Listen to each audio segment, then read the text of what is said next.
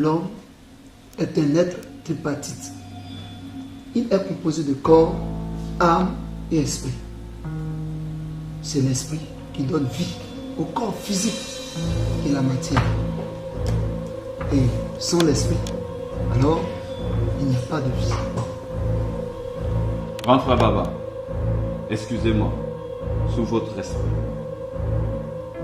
Je crois que tout ce que vous expliquez n'est qu'un mythe inventé pour nous persuader à nous soumettre à la volonté d'une catégorie de personnes qui croient connaître les secrets de Dieu. Sinon, il n'existe nulle part un autre monde à part celui que nous connaissons tous. C'est toujours toi, Yo. C'est toujours toi. Tu penses tout connaître. En quoi ta connaissance peut remettre en cause celle de l'écrivain? Justement, Série, ce sont des hommes comme nous.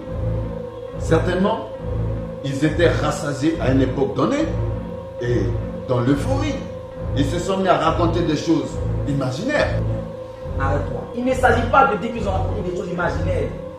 Il faut le prouver. À l'origine de toute chose, il y a le Satan et le vide. Ensuite, tout le reste n'est que science. Oh, ça suffit. Une discussion n'est pas la guerre. C'est souvent la différence d'information qui envahit le parent. Alors, jeune frère, dis-moi, qu'est-ce que tu veux savoir sur la Bible? Frère Baba, il n'existe nulle part un autre monde à part celui que nous percevons tous. Voici ma conception des choses. Un tourbillon de toutes sortes de figures s'est séparé de tout. Notre ciel et les mondes ont pour cause le hasard. Et c'est du hasard que provient la formation du tourbillon. Ça, je le sais. C'est Démocrite. Yann, fais-tu des études en philosophie? Évidemment, depuis 2 ans. Ah, alors dis-moi, d'où vient la vie? L'unité est le premier et l'unique responsable de la vie. Tout ce qui existe, les arbres, les hommes, est composé d'atomes. Et la réalité sensible de notre monde est engendrée par la combinaison de ces particules élémentaires. Ces atomes, ils se heurtent dans le vide et produisent au gré de leur rencontre toutes les choses réelles. C'est ainsi l'essence de la vie. Si c'est ainsi l'essence de la vie, alors que dis-tu de l'âme qui meut le corps? Mais le corps est mû par l'âme. Et l'âme, elle est quelque chose de corporel. Elle se désagrège en même temps que le corps. Je vois que Démocrite est le seul maire établi qui n'est pas l'unité.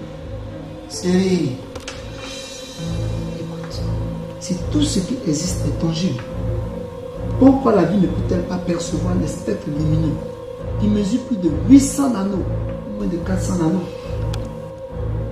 Aîné Baba, Oui. au-delà de ces 800 nanos, c'est des infrarouges. En deçà, c'est des ultraviolets. Crois-tu que les ultraviolets et les infrarouges existent? Mais bien sûr que oui. Mais la seule différence est qu'on ne peut pas les percevoir à l'œil nu.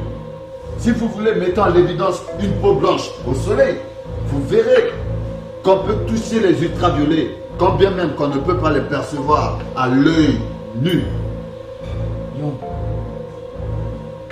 Donc si je comprends bien, tout ce qui existe n'est pas visible, mais peut avoir des effets sur nous.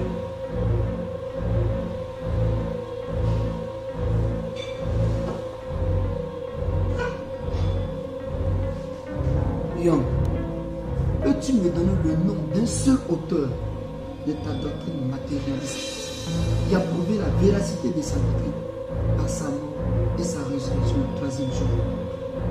Un seul nom. Frère Young, je sais que tu as fait des études en philosophie pendant 2 ans. Mais si tu considères la Bible comme un mythe, Jésus n'est pas un mythe.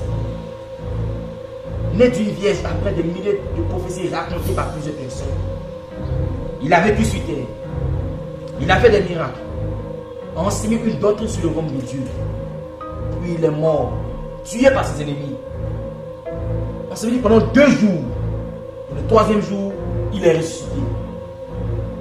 Il a vécu pendant 40 jours sur terre avant de monter avec son corps physique au ciel devant une multitude. C'est pourquoi nous croyons en ce qui nous enseigne comme doctrine. Et nous allons toujours croire en cela.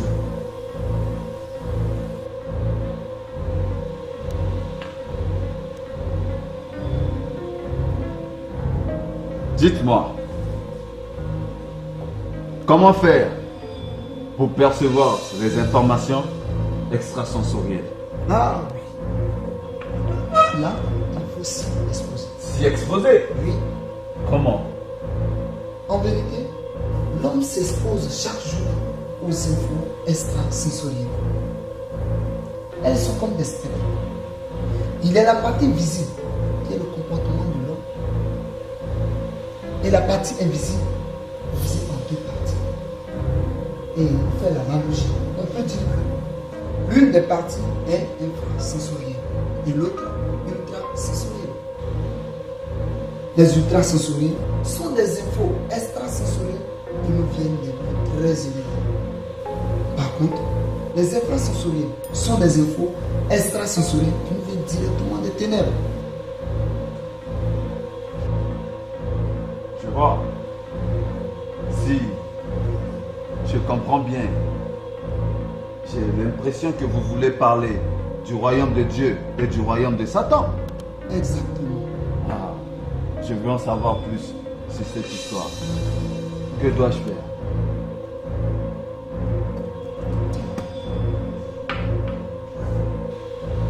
Young.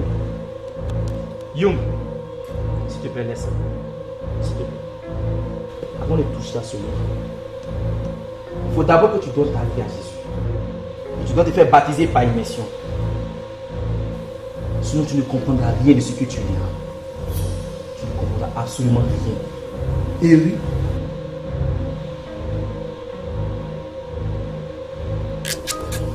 Il te faut ce rituel pour pouvoir décoder les messages cachés dans ce livre.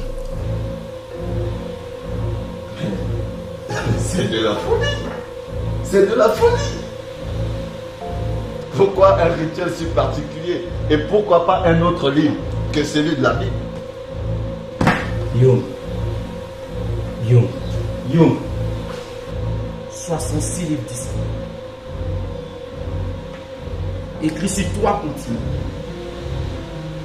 3 langues différentes. Sur une période de 1500 ans. Par plus de 40 auteurs qui ont tous eu un cheminement différent, mais qui forment un tout du début à la fin sans aucune contradiction. Cette unité la distingue de tous les autres livres jamais écrits. Des centaines de prophéties prédisant l'avenir des nations, notamment Israël, de certaines villes et même de l'humanité, ainsi que la venue de celui qui serait le Messie, le sauveur de tous ceux qui croiraient en lui. Contrairement aux autres prophéties, renfermées dans d'autres religions ou d'hommes comme Nostradamus, les prophéties bibliques sont extrêmement détaillées. Plus de 300 prophéties concernant Jésus-Christ dans l'Ancien Testament prédisaient non seulement de lui et sa naissance et de la venue dont il serait issu, mais aussi de sa mort et de sa résurrection. Aucun autre livre ne contient autant de prophéties, ni des prophéties aussi précises que la Bible. La Bible a une autorité unique qui ne ressemble à celle d'aucun autre livre jamais écrit, car des moments qui sont transformés par sa lecture. Des drogués guéris, des homosexuels libérés, des délinquants et des personnes perdues sur le droit chemin ramenés.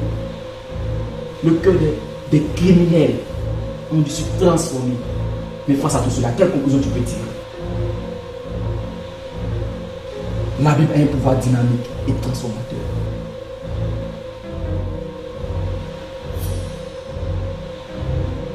Elle décrit en détail les éléments historiques. Sa véracité, sa précision peut être vérifiée comme celle de n'importe quel autre document. Tu me demanderas qu'en est-il des auteurs? Ceux étaient tous intègres, car ils étaient prêts à subir des morts atroces pour ce qu'ils font. La Bible est indestructible. À cause de son importance et sa revendication comme la parole de Dieu, elle a subi des tentatives de destruction, des attaques violentes. Depuis les temps où les périodes des empereurs romains comme Dioclétien, des dictateurs communistes, des athées et même annoncés modernes. Mais face à tout cela, elle a tenu ferme. Elle est aujourd'hui le livre le plus largement, retenez ça, elle est aujourd'hui le livre le plus largement publié au monde.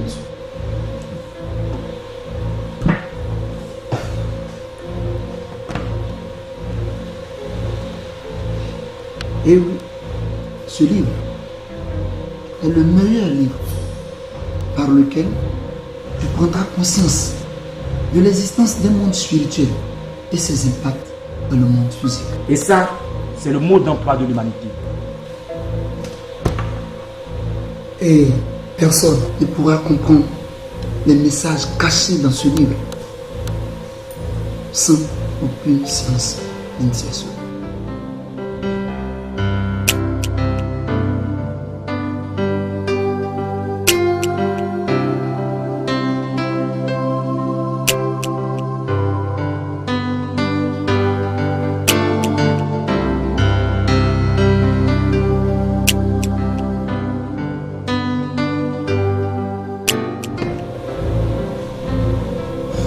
D'accord.